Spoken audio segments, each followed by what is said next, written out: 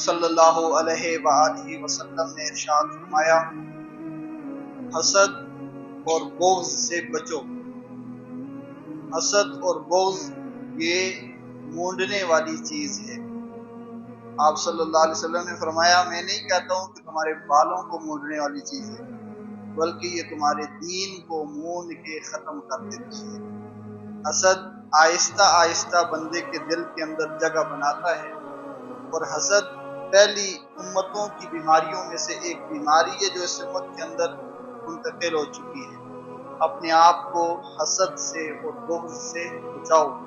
حسد اور بغض یہ تمہارے دین کو کھا جاتا ہے۔ آپ صلی اللہ علیہ وسلم نے بڑی پیاری تشبیہ دی کہ مونڈا ہوا سر کسی کام کا نہیں ہوتا، نظر نہیں ہوتا۔ اور پھر بیماری سے تشبیہ دی، ایک بیماری ہے جو بال گرا دیتی ہے۔ آپ کو پتہ ہے کہ وہ بیماری کینسر ہے جو بال گرا دیتی ہے، اور جس کو وہ بیماری لگے تو اس کی حالت دیکھنے جیسی نہیں رہتی۔ اللہ تعالیٰ سب کو پناہ عطا فرمائے۔ اس لیے آپ صلی اللہ علیہ وسلم نے فرمایا، حسد، کینہ، بغض اور عداوت سے بچو، یہ تمہارے دین کے اوپر جتنے اعمال مبنی ہوتے ہیں ان سب کو ختم کر دیتی ہے۔